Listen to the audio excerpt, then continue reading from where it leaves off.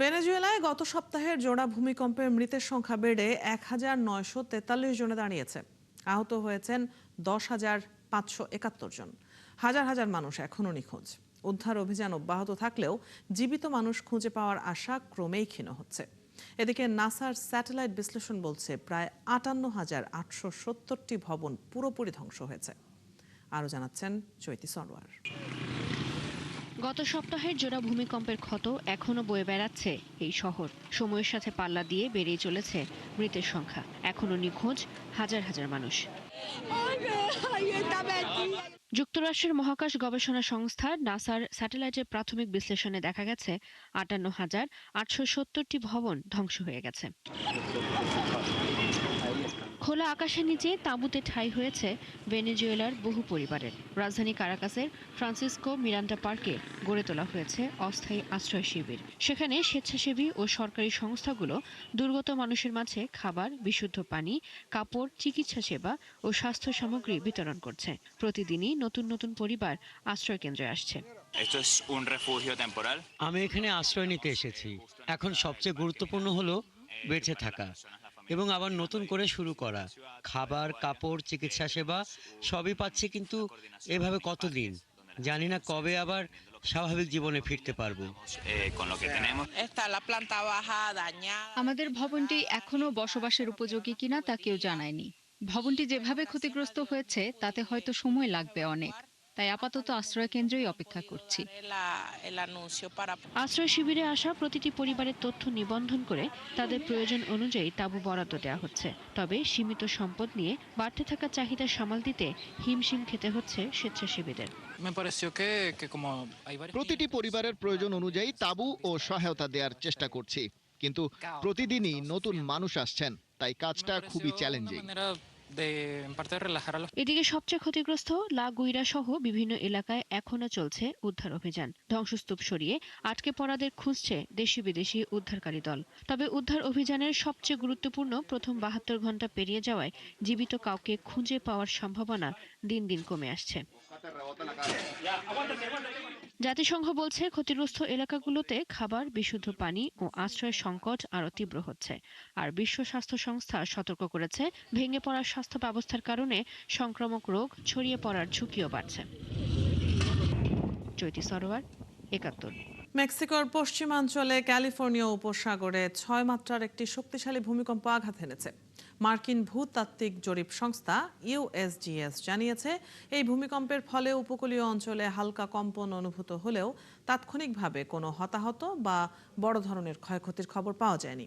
স্থানীয় সময় মঙ্গলবার দুপুর 1:45 এই ভূমিকম্পটি আঘাত হানে। এর উৎপত্তিস্থল ছিল সিনালোয়া রাজ্যের এল প্রোগ্রেসো থেকে প্রায় 75 কিলোমিটার দক্ষিণ দক্ষিণ পশ্চিমে। ভূপৃষ্ঠ থেকে 10 কিলোমিটার গভীরে আঘাত হানে ভূমিকম্পটি। বিশ্বের অন্যতম গুরুত্বপূর্ণ জলপথ হরমুজ প্রণালী বিষয়ে কোনো আপোষ করবে না ইরান। স্থানীয় সময় মঙ্গলবার রাষ্ট্রীয় টেলিভিশনে দেয়া এক সাক্ষাৎকারে এমনটা জানান ইরানের পার্লামেন্ট স্পিকার মোহাম্মদ বাঘের গালিবাফ। সম্প্রতি যুক্তরাষ্ট্রের সঙ্গে সমঝোতা চুক্তির পরও এই জলপথে তেহরান তার পূর্ণ নিয়ন্ত্রণ রাখবে বলে সাফ জানিয়ে দিয়েছেন তিনি। গালিবাফ আরও জানান, চুক্তি অনুযায়ী আগামী 60 দিন এই জলপথে সব কার্যক্রম অব্যাহত থাকবে। আলোচনা বা সমঝোতাও এক ধরনের লড়াই। আমেরিকার সাথে আলোচনায় আমরা আসলে কোনো বন্ধুর মুখোমুখি হই না, বরং প্রতিশ্রুতি ভঙ্গকারী এমন এক শত্রুর মুখোমুখি হই যারা সুযোগ পেলেই আমাদের উপর আঘাত হানবে। যারা যুদ্ধের জন্য প্রস্তুত, শুধু তারাই এসব আলোচনা করতে পারে। মার্কিন প্রশাসনের ভেতরেই বিভাজন আছে। রুবিও যান একদিকে, ভ্যান্স অন্য পথে। গত বৃহস্পতিবার রুবিও যখন বাহরাইন সফর করেন তখন তার প্রতিটি পদক্ষেপই ছিল আমাদের সমঝোতা স্মারকের পরিপন্থী। তিনি ইচ্ছা করেই হরমুজ প্রণালী ইস্যুতে উপসাগরীয় দেশগুলোকে আমাদের বিরুদ্ধে উস্কে দিয়েছেন। সমঝোতা স্মারকের ক্ষেত্রে আমরা প্রতিকূলতার সম্মুখীন হয়েছি, তবে আমরা আমাদের অবস্থানে অটল। অন্যদিকে মার্কিন পররাষ্ট্রমন্ত্রী মার্কো রুবিও ওয়াশিংটন চুক্তির আওতায় এবং আব্রাহাম অ্যাকর্ডস কার্যকর করে জায়নবাদী সরকারের সাথে লেবাননের সম্পর্ক স্বাভাবিক করার চেষ্টা চালাচ্ছেন। কিন্তু আমাদের সমঝোতা স্মারকে স্পষ্টভাবে লেবাননের স্বাধীনতা রক্ষার বিষয়টি ছিল। دقیقاً داره استقلال لبنان حفظ میکنه আমরা যুদ্ধ করতে প্রস্তুত এবং আমরা যুদ্ধ করবই, তবে আলোচনার মাধ্যমে যদি এই সমঝোতা স্মারকটি এগিয়ে নেওয়া সম্ভব হয় তবে আমরা সেই পথেই হাঁটব। লেবাননের সার্বভৌমত্ব যেমন আমাদের জন্য একটি রেড লাইন, তেমনি যুক্তরাষ্ট্র যদি সীমা অতিক্রম করে তবে হরমুজ প্রণালীর ওপর আমাদের পূর্ণ নিয়ন্ত্রণ হবে আপোষহীন বিষয়। আগামী ৬০ দিন আমরা হরমুজে পরিষেবা চালিয়ে যাব। بعد از 4-5 دور مذاکره ইরানের ইসলামিক রেভলিউশনারি গার্ড আইআরজিসির 2 সদস্যকে গুলি করে হত্যা করা হয়েছে। আহত হয়েছে আরও 2 জন। মঙ্গলবার রাষ্ট্রীয় সম্প্রচার মাধ্যম IRIB জানায়, স্থানীয় সময় সোমবার সন্ধ্যায় দেশটির পশ্চিমাঞ্চলীয় প্রদেশ কেরমান শাহের পাভেহ অঞ্চলে এই হামলার ঘটনা ঘটে। আইআরজিসির বিবৃতি মতে, অজ্ঞাত সন্ত্রাসীরা বাড়ির প্রবেশপথে এলোপাতাড়ি গুলি চালালে হতাহতের এই ঘটনা ঘটে। দায়ীদের শনাক্তে তদন্ত চলছে বলেও জানায় আইআরজিসি। এদিকে কোনো গোষ্ঠী এই হামলার দায় স্বীকার না করলেও ইরান এ ধরনের গুপ্ত হামলার জন্য কুর্দি সশস্ত্র গোষ্ঠীকে দায়ী করে থাকে। ইরান ও ইরাক সীমান্তবর্তী অঞ্চলে বাস করে কুর্দিরা। তারা ওই অঞ্চলে মূলত আলাদা স্বাধীন রাষ্ট্র গঠন করতে চায়। এজন্য তাদের বিচ্ছিন্নতাবাদী হিসেবে বিবেচনা করে ইরান। দেশটি অভিযোগ করে কুর্দিদের সহায়তা দেয় যুক্তরাষ্ট্র ও ইসরায়েল। পশ্চিম তীরে দিন দিন বাড়ছে ইসরায়েলি আগ্রাসন। হামলা পাল্টা হামলার মধ্যে এবার 100টি কৌশলগত স্থান দখলের পরিকল্পনা করছে ইসরায়েলি বসতি স্থাপনকারী সংগঠনগুলো, যা ফিলিস্তিনি কর্তৃপক্ষের প্রশাসনিক নিয়ন্ত্রণাধীন রয়েছে। আর এই স্থানগুলো ইসরায়েল দখল করলে বদলে যাবে পশ্চিম তীরের মানচিত্র। বিস্তারিত শারমিন স্বপ্নার প্রতিবেদনে। প্রায় প্রতিদিনই ইসরায়েলি সেনাবাহিনী পশ্চিম তীরের বিভিন্ন শহর ও জনপদে অভিযান চালিয়ে আসছে। এসব অভিযানে গ্রেপ্তার, ঘটনাস্থলে জিজ্ঞাসাবাদ এবং বাড়ি তল্লাশির ঘটনা ঘটছে। কিন্তু এবার তাদের পরিকল্পনা ভিন্ন কিছু। সোমবার ইসরায়েলের দৈনিক পত্রিকা ইসরায়েল হায়মের এক প্রতিবেদনে বলা হয়, পশ্চিম তীরের 100টি কৌশলগত স্থান দখলের পরিকল্পনা করছে ইসরায়েলি বসতি স্থাপনকারী সংগঠনগুলো। প্রণীত এই পরিকল্পনার লক্ষ্য অধিকৃত পশ্চিম তীরের বর্তমান ভূ রাজনৈতিক বাস্তবতাকে মৌলিকভাবে পরিবর্তন করা, যেখানে ইসরায়েলি বাহিনী মোতায়েনের রূপরেখা দেয়া হয়েছে, আর এতে পশ্চিম তীরের প্রধান ফিলিস্তিনি শহরও অন্তর্ভুক্ত রয়েছে বলে দাবি করা হয়। এদিকে ফিলিস্তিন মুক্তি সংস্থা PLO এই প্রস্তাবকে বিপজ্জনক পদক্ষেপ বলে অভিহিত করেছে। তাদের মতে, এটি অবৈধ সেটলার গোষ্ঠীগুলোর স্বতন্ত্র উদ্যোগ নয়, বরং ডানপন্থী ইসরায়েলি সরকারগুলোর দীর্ঘদিনের নীতিরই প্রতিফলন। ফিলিস্তিনি কর্তৃপক্ষের তথ্য অনুযায়ী অক্টোবর 2023 থেকে পশ্চিম তীরে ইসরায়েলি সেনাবাহিনী ও বসতি স্থাপনকারীদের হামলায় 1173 জনের বেশি ফিলিস্তিনি নিহত ও 12,666 জন আহত হয়েছে। এছাড়া গ্রেপ্তার হয়েছে প্রায় 23,000।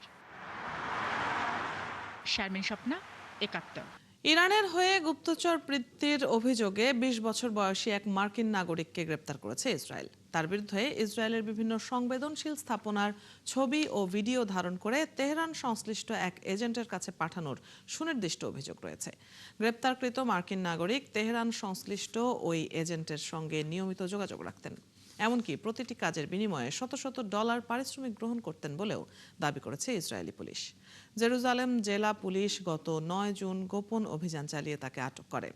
তার বিরুদ্ধে প্রসিকিউটরের ঘোষণা দাখিল করা হয়েছে, যার ফলে আগামী কয়েকদিনের মধ্যেই তার বিরুদ্ধে আনুষ্ঠানিক অভিযোগ গঠন করা হবে। ইতালিতে সম্প্রতি ঘটে যাওয়া একই পরিবারের 3 সদস্যের হত্যাকাণ্ডে দেশটির জনগণের মধ্যে এখনও শোক বিরাজ করছে। নিহত কামাল পরিবারের প্রতি শেষবারের মতো শ্রদ্ধা ও শোক জানাতে স্থানীয় বাসিন্দারা আয়োজন করেছে শোক র্যালির। ঘাতকের দ্রুত গ্রেপ্তার ও শাস্তির দাবি জানিয়েছেন তারা। বিস্তারিত লাবণ্য চৌধুরীর রিপোর্টে।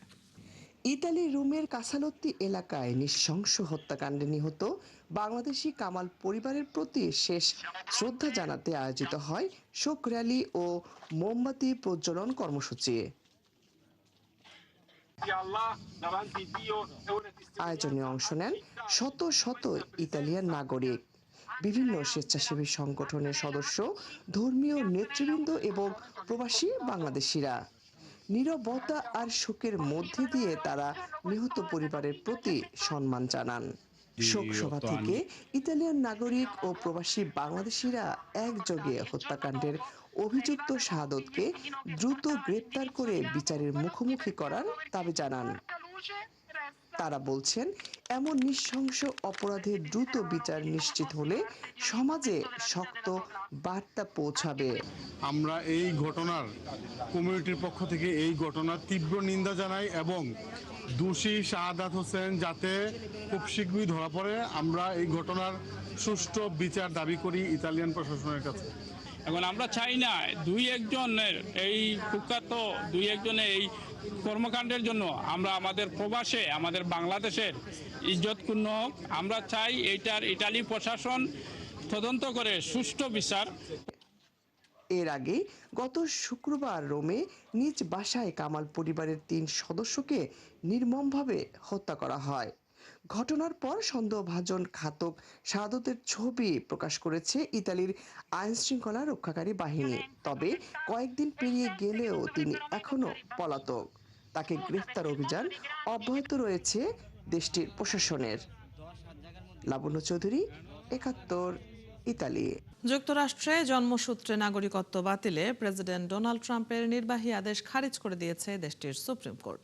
মঙ্গলবার দেয়া এক রায়ে ট্রাম্পের আদেশকে অবৈধ ঘোষণা করেন তিনি। ফলে যুক্তরাষ্ট্রে জন্ম নেওয়া শিশুদের নাগরিকত্ব নিয়ে দীর্ঘদিনের সাংবিধানিক অধিকার বহাল থাকলো। রায়ে সুপ্রিম কোর্ট স্পষ্ট করেছে, যুক্তরাষ্ট্রের মাটিতে জন্ম নেয়া যে কোনো ব্যক্তি নাগরিকত্ব লাভ করবে, তার বাবা মায়ের অভিবাসন অবস্থান যাই হোক না কেন। অর্থাৎ শিশুটির বাবা মা অবৈধভাবে যুক্তরাষ্ট্রে অবস্থান করলেও জন্মসূত্রে সেই শিশু মার্কিন নাগরিক হিসেবে স্বীকৃতি পাবে। ট্রাম্প দীর্ঘদিন ধরে মার্কিন নাগরিকত্ব দেওয়ার উদ্দেশ্যে যুক্তরাষ্ট্রে সন্তান জন্ম দেওয়ার প্রবণতার সমালোচনা করে আসছিলেন। সুপ্রিম কোর্টের এই সিদ্ধান্ত তার জন্য একটি বড় ধাক্কা হিসেবে দেখা হচ্ছে। ভারতের রাজস্থানে এক্সপ্রেসওয়েতে স্লিপার বাসের সঙ্গে একটি ট্রাকের সংঘর্ষ হয়েছে। সংঘর্ষের পর স্লিপার বাস সহ ট্রাকটিতে আগুন ধরে যায়। এতে 7 জন নিহত এবং 22 জন যাত্রী আহত হয়েছেন। ভারতীয় সংবাদ মাধ্যম এনডিটিভির এক প্রতিবেদনে এই তথ্য জানানো হয়েছে। প্রতিবেদনে বলা হয়েছে, রাজস্থানের দৌসার কাছে দিল্লি মুম্বাই এক্সপ্রেসওয়েতে মঙ্গলবার রাত 2:30টার দিকে এই দুর্ঘটনা ঘটে। এ সময় বাসটি ঋষিকেশ থেকে মধ্যপ্রদেশের ইন্দোরের দিকে যাচ্ছিল। বাসটি প্রথমে একটি ট্রাকের সঙ্গে ধাক্কা খায়, এরপর 2টি বাহনেই আগুন ধরে যায়। খবর পেয়ে দমকল বাহিনী আগুন নিয়ন্ত্রণে আনে। আহতদের অধিকাংশই নারী ও শিশু। তাদের চিকিৎসার জন্য দৌসা জেলা হাসপাতালে ভর্তি করা হয়েছে। কর্মকর্তারা জানিয়েছেন, স্থানীয় প্রশাসন দুর্ঘটনার কারণ খতিয়ে দেখতে তদন্ত শুরু করেছে। এছাড়া আহতদের বিস্তারিত পরিচয় শনাক্তের কাজও চলছে। পাকিস্তানের লাহোরে একটি কোচিং সেন্টারের ছাদ ধসে 14 শিশু নিহত হয়েছে। আহত আরও 5 শিশু। স্থানীয় সময় মঙ্গলবার কাহনা এলাকায় এই দুর্ঘটনা ঘটে। পাঞ্জাবের স্বাস্থ্যমন্ত্রী খাজা ইমরান নাজির বলেন, ঘটনার পর 19 শিশুকে উদ্ধার করে কাহনা হাসপাতালে নেওয়া হয়েছিল। এদের মধ্যে 14 শিশুর মৃত্যু হয়েছে, বাকি 5 জন চিকিৎসাধীন। উদ্ধারকারীরা জানান, ওই কোচিং সেন্টারে ক্লাস চলার সময় হঠাৎ ছাদ ধসে পড়ে। এ সময় সেখানে 30 জনের বেশি শিশু ছিল। ঘটনার পরপরই স্থানীয়রা উদ্ধারকারীদের খবর দিলে তারা উদ্ধার অভিযান শুরু করে। ছাদটি নিম্নমানের সামগ্রী দিয়ে তৈরি করা হয়েছিল বলে ধারণা করা হচ্ছে। তবে সঠিক কারণ অনুসন্ধানে চলছে তদন্ত। এরই মধ্যে এই ঘটনায় ভবনের মালিক সহ 2 জনকে আটক করেছে পুলিশ। বিশ্বকাপ ফুটবলের উন্মাদনায় কাঁপছে পুরো বিশ্ব। আর এই উন্মাদনার হাওয়া লেগেছে ভিয়েতনামের হোচিমিন সিটির একটি কফি শপেও। 1000-এরও বেশি ফুটবল জার্সি পরা খেলনা ভাল্লুক দিয়ে সাজানো হয়েছে পুরো ক্যাফেটি। শুধু তাই নয়, বিশ্বখ্যাত ফুটবলারদের বিশাল সব স্ট্যাচু বসানো হয়েছে ক্যাফের বাইরে। অভিনব এই সাজসজ্জা দেখতে এবং বড় পর্দায় খেলা উপভোগ করতে প্রতিদিন ভিড় জমাচ্ছেন শত শত ফুটবল প্রেমী। আরও জানাচ্ছেন জয়তি সরওয়ার। ভিয়েতনামের হোচিমিন সিটির এই ক্যাফেটি এখন ফুটবল ভক্তদের আড্ডার প্রধান কেন্দ্রবিন্দু। যেদিকেই চোখ যায় শুধুই ফুটবল জার্সি পরা ছোট বড় টেডি বিয়ার। কোনোটা ঝুলছে সিলিং থেকে, কোনোটা সাজানো দেয়ালে। আর ক্যাফের বাইরে দাঁড়িয়ে ফুটবলের মহারথীদের মূর্তি।